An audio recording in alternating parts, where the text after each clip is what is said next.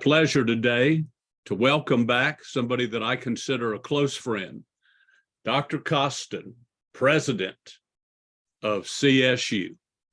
And Doc, we're in the middle of preparing a course on strategic leadership and leading change, and how do we manage the transitions that we go through.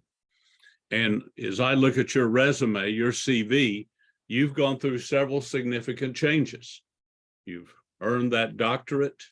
You've been a colonel. Well, you are a colonel. I guess once a colonel, always a colonel. And now you're leading, in my humble but accurate opinion, one of the most innovative, but one of the most distinctive Christian universities in our country, Charleston Southern. So knowing you've gone through some changes in your life, some transitions in your life, and knowing that those transitions affect you and your family, but they also affect other people, the folks you're leaving and the new situation.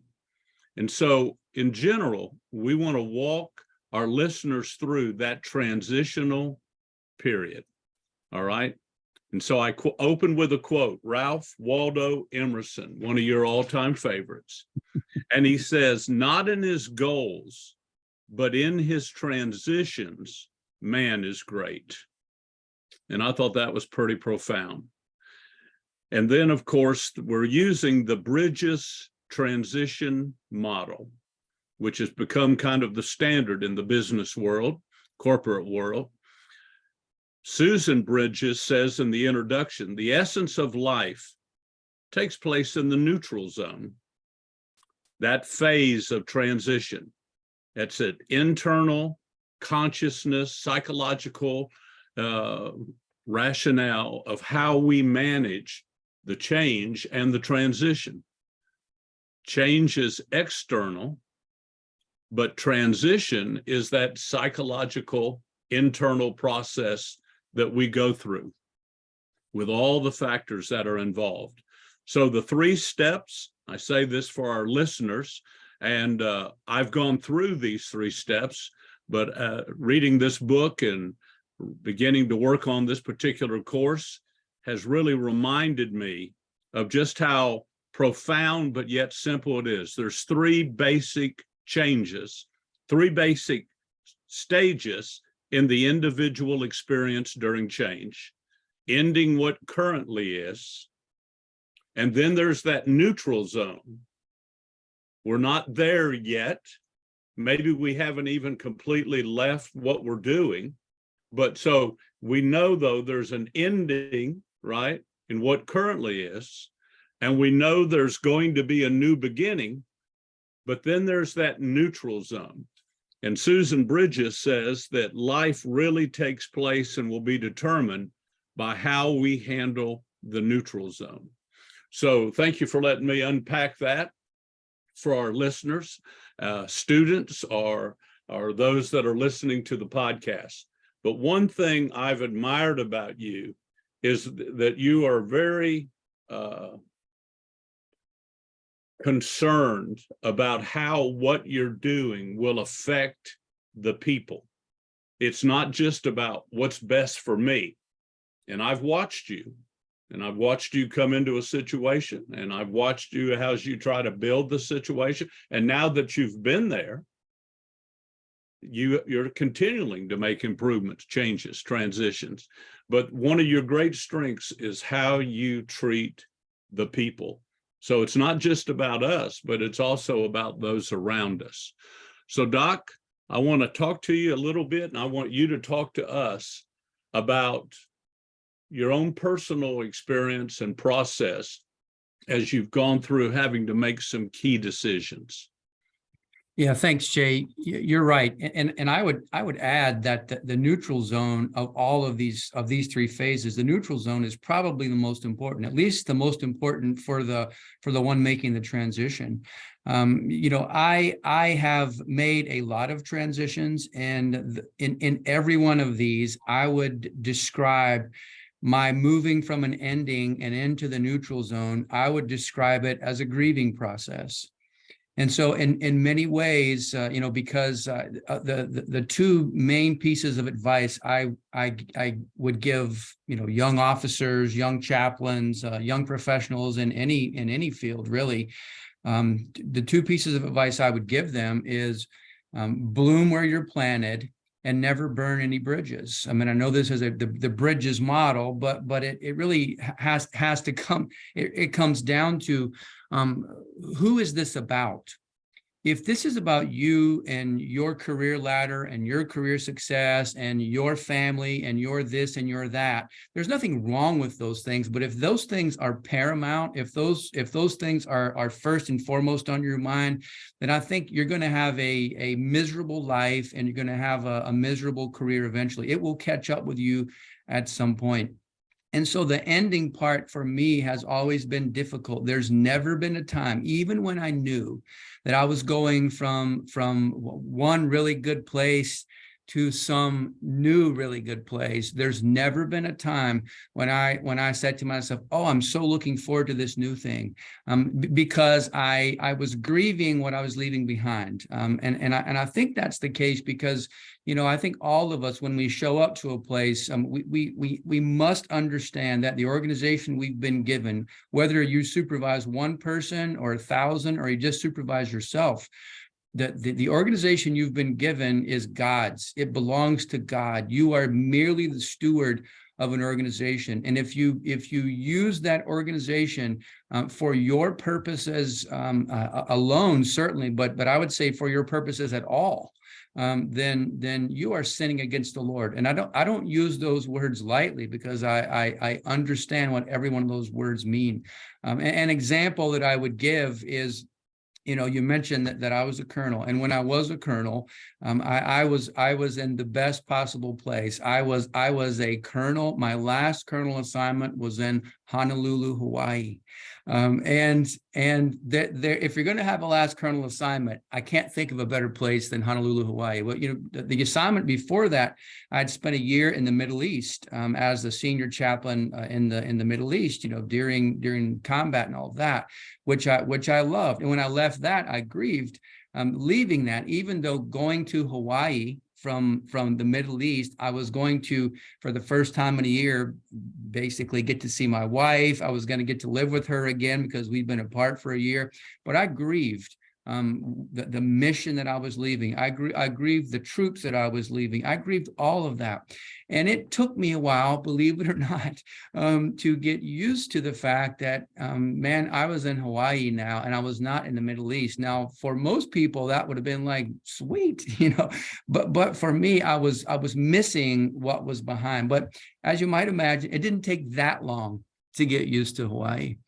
And then when I'm in Hawaii, and I am a colonel and I'm in my last year of active duty, or so I thought, because my 30-year clock was running out, I get a visit from the 4-star, and she says to me, oh, by the way, you probably thought you were retiring in 10 months, but the fact is you've just been selected to be the chief of chaplains and a 2-star general.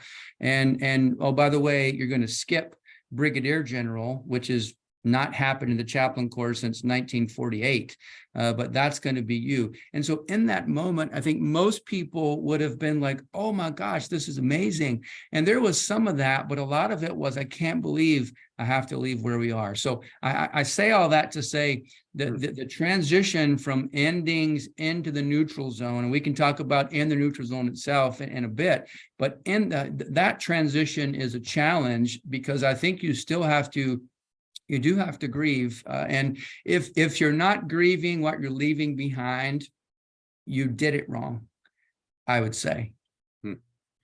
Wow. I love what you said, that little play on the bridges system, the bridges model, but not burning bridges.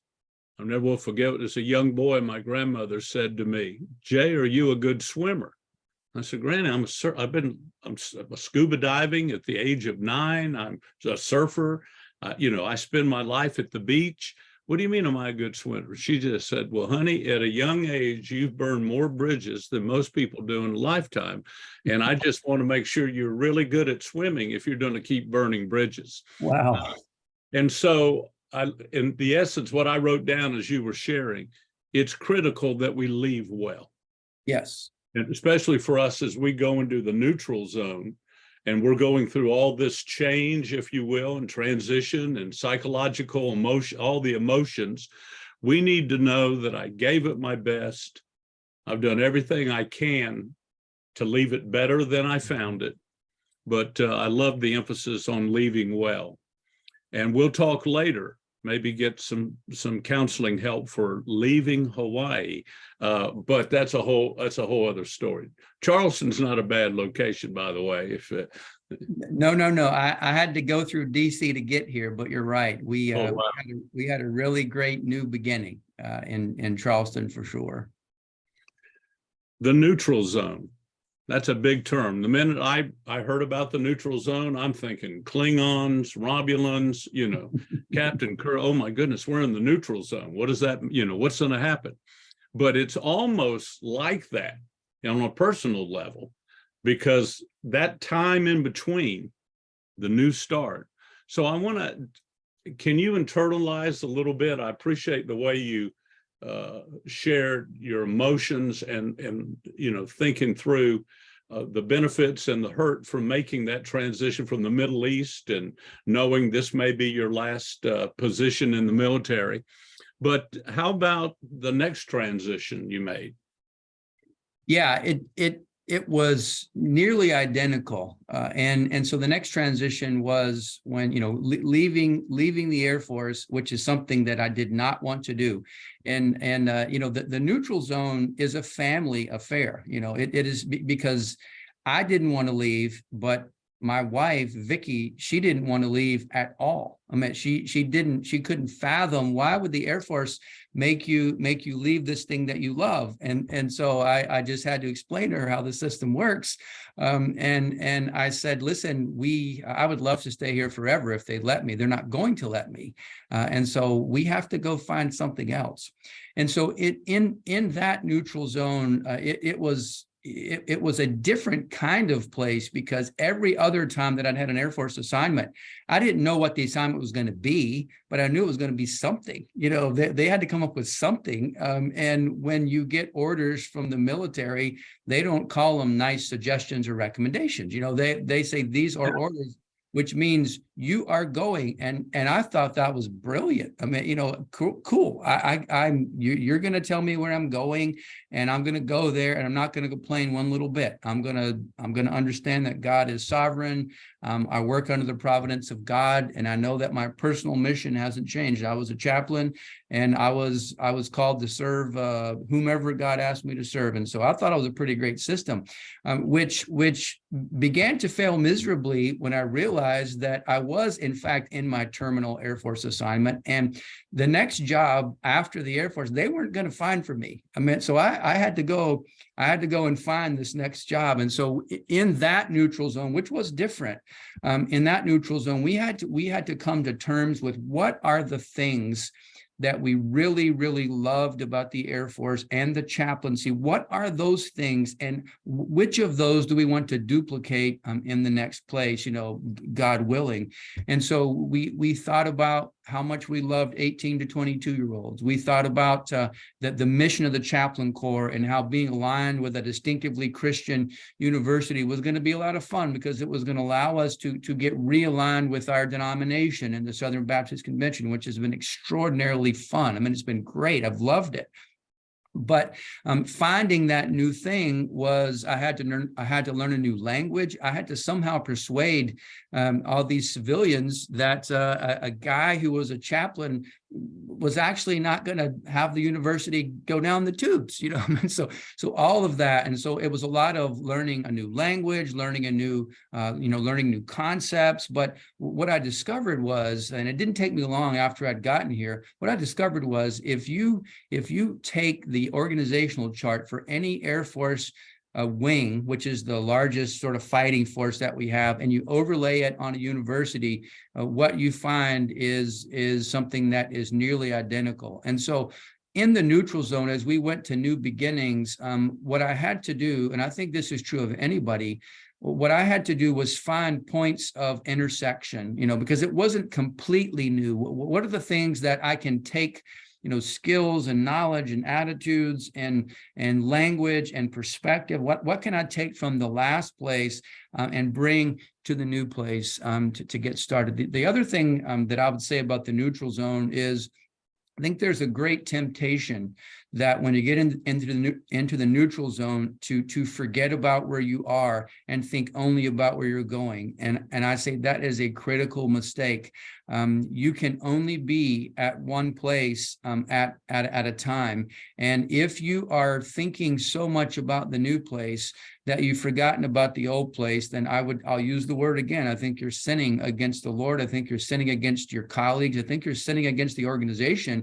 And frankly, you are not, at that moment, you're not being a good steward. And so you're not to the next place until the day you show up at the next place. And the other thing that will happen is the next place thinks that you're already there. They're going to be sending you work and asking questions and all of this and all of that. And what you have to do is say, listen, if what you're asking me can't wait until I get there, then you might have the wrong guy, because I'm here. And what I want the new place to see is when I'm there, I'm going to be 100% there.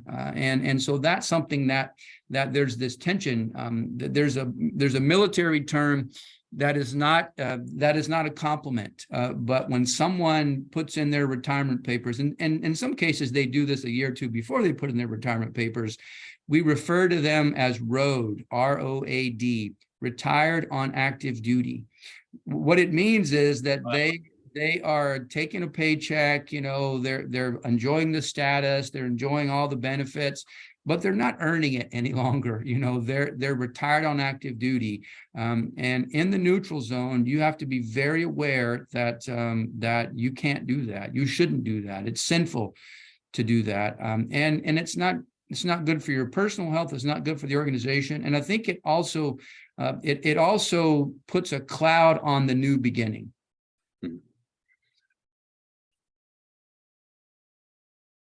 Doc, as you walk us through those transitional periods, it was really so important that you had been preparing yourself all along. So if somebody is just beginning their professional life, and somebody is just beginning their study of leadership, and if somebody's are maybe trying to earn a major in a particular subject, it's important for them to realize that what they've done is going to be the foundation that they stand on, and will pretty much determine how high maybe they'll be able to go.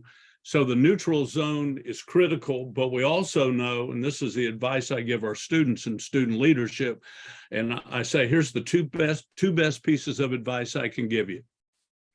Number one, if God be for me, who could be against me? If you know that and you've got that settled. And number two, wherever you are, be there. Lean in. That's give right. it your all. And because you earn the right to lead by serving. So wherever you are, whatever your position, even if in your mind you're already thinking, or maybe already you realize the company may be making some changes, but you still have to finish strong. Yeah, it's all about finishing strong. And again, you have to go back to who is your ultimate boss. And your ultimate boss is the God of heaven. And so while we may have transitions in our own lives, and God calls us from one place to another often, but he is sovereign over all of that. And so whether you're at an ending or in a neutral zone or at a new beginning, you've had the same boss the whole time, and that boss is the Lord God Almighty. Doc, as you navigate all of these changes, how did prior relationships, how has that served you in your new beginning? I mean, in other words, I watch some people when they leave, that's it. We don't want any, I'm done, I'm out. But I've noticed the people realize I'm leaving, and hopefully I've left where I was in better shape than when I came. And I don't want to burn any bridges. You did a great job sharing that. But Also, though, I'm leaving some relationships and I'm leaving some contacts that I've made. And I've learned, and I never would have dreamed, I wasn't smart enough to know it, but I've learned looking back that I've been able to have relationships with people that have opened other doors and allowed me to do even better in my new beginning. So did you think about those relationships at the time, or did you discover later that some of them would be that valuable? Yeah, there are two elements to that. When you leave, you should leave. And so you can't, when you get to the new beginning, you should not be reaching back through the neutral zone, and because maybe it's a comfort zone. You shouldn't be reaching back to the place you left and still try to be there and in the new place. You should leave. What you shouldn't leave are the relationships and the people. And there will be people that you'll stay in contact with, and probably it'll be eventually a small handful of people, but these are people that you will have lifelong relationships with, and they will be able to help you. And by the same token, you should be able to help them. I mean, so it's not just about what they can do for you; it's also what you can do for them down the road. And in the big picture, and so in the military, regardless of your assignment, that there are going to be people you're going to cross paths with, and some you're going to want to see, from time to time. Others you may text or call periodically to see how they're doing. Others you may never see again. But God is going to put those people in your life that are going to build into you and give you a chance to continue building into them. And so to this day, I still have people from my former career who reach out to me and ask me this or ask me that, and I'll say, listen, I'm not there anymore. I don't know all of the ins and outs, but here's what I would say to you as a matter of principle. And so those relationships continue, and those are the good things. You should leave the organization, but you should never leave the people. You should never wipe the dust off your feet when you leave. You should never think of that place as, oh, I'm glad I'm gone. And often when I talk to people who are applying for jobs here or other places, the question I ask them, especially if it looks like they're going from doing a lateral move. Now, if they're moving from North Dakota to Charleston, I don't even ask the question. I mean, I know why you're doing this. You don't have to tell me you love Charleston, because all of us love Charleston. But I will often ask them, listen, because this is important for you. I will say, are you running from something, or are you running to something?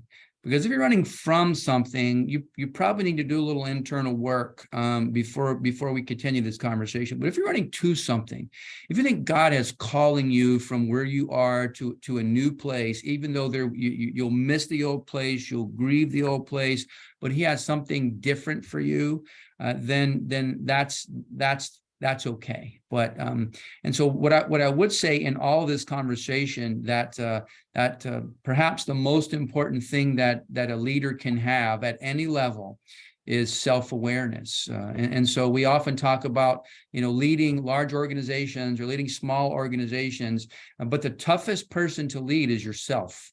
And so are you aware enough of who you are, your growth areas, your challenges, your gift set? Are you having people pouring into your life in ways that will be able to point out your blind spots? Because we all have them.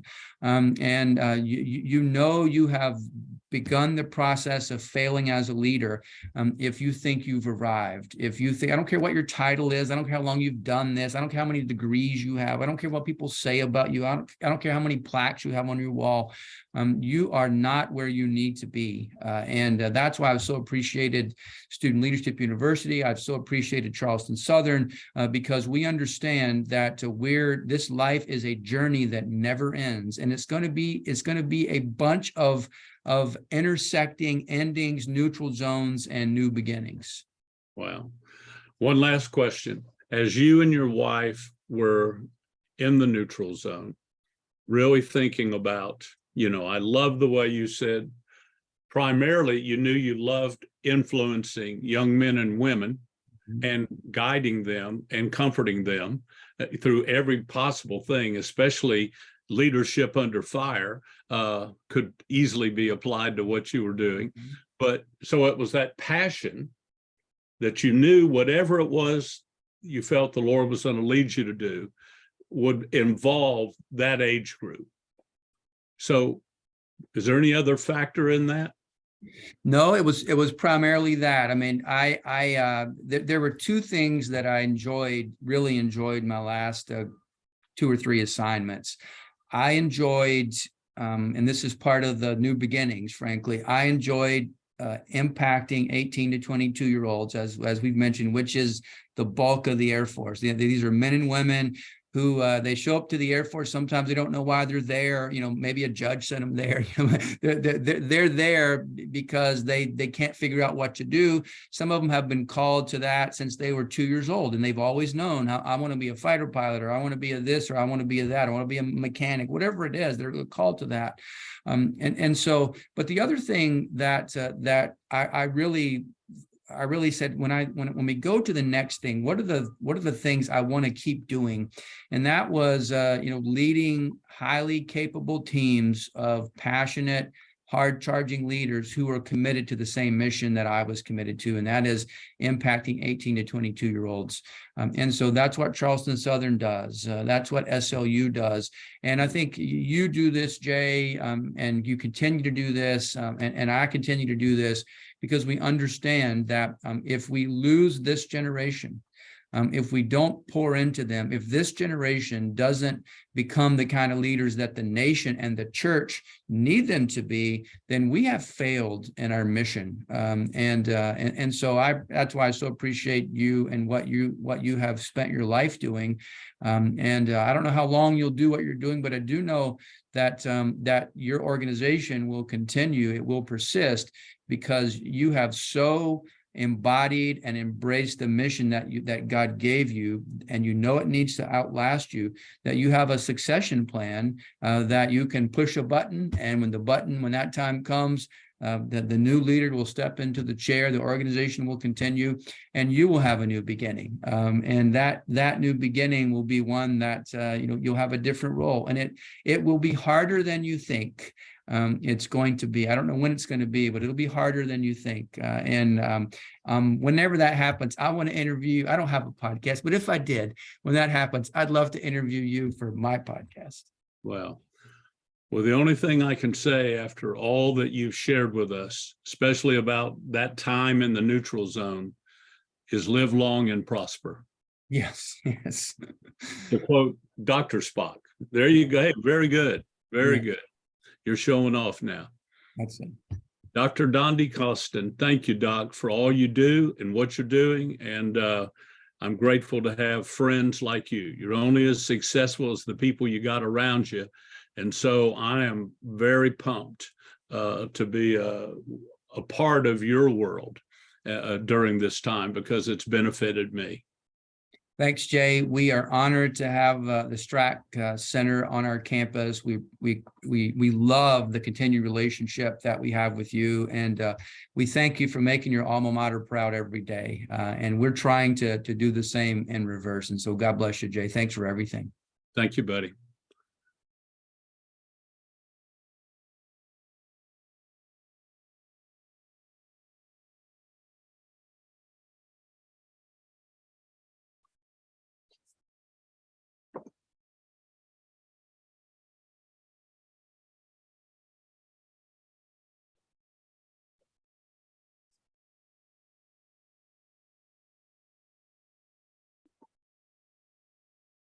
All right, Doc, I was making sure I didn't do something and lose all that Man, what a great job you did on the neutral zone. I read this book. Dr. Gertis comes up with books, and the people that have written them have been dead 20 years. And I said, I'm good, but I can't get interviews with those people. But I read the book, and I kind of passed through the neutral zone and focused more on the other two. And I thought, with great insight, Dr. Gertis said, Jay, you missed the heart of it. The neutral zone determines everything. Yeah. So anyway, thank you for helping us be able to make it Waterford crystal clear to all those that will take it. Well, thanks, Jay. It's always good to see you. Thanks for everything that you're doing. And, thanks for sprinting the marathon that you continue to do. So I hope I'll get to see you face to face one of these days in the not too distant future. Yes, sir. Well, I'm pumped about it, and I promise you'll be one of those I'll be seeking some counsel from on that. And to circle back around 30 seconds, that's one reason why I'm so pumped about putting into place the system on how we can keep 200 or 300, 400 students a year coming to CSU. Yeah. I started out speaking 11 times at 101. Mm-hmm. Now I'll speak 2 times at 101. Mm-hmm. Now I speak a lot at 201 and 301, 401, but it's not like when I was there, and I was in essence the whole show, if you will, with some special guests and special teachers. But when I said, this is the school you need to go to, they all promised me that would be one campus they would visit on when they go visit campuses. Yeah. But now that the role is changing, my great desire, talk about the endings and the new beginnings, is I want to make sure we have a system in place, not only in SLU, but also at CSU, so that we can capitalize on those moments of opportunity. And so that, I don't know if it's through enrollment or through what John Davis is doing, but that's kind of where our goal is. Yeah, well, I think it's all of that, and I think hopefully very, very soon the online educational element of this whole enterprise will begin to feed the one and the other. So there'll be this reciprocity that will build the snowball, and the snowball gets bigger and bigger. So I think that's where we're heading. I love what you're doing. I love the way you and Darren, 2 guys who could not be more different in so many ways, but you're working together like Andy and Barney. I'm not sure which one you are. I'm pretty sure you're Andy, but yeah.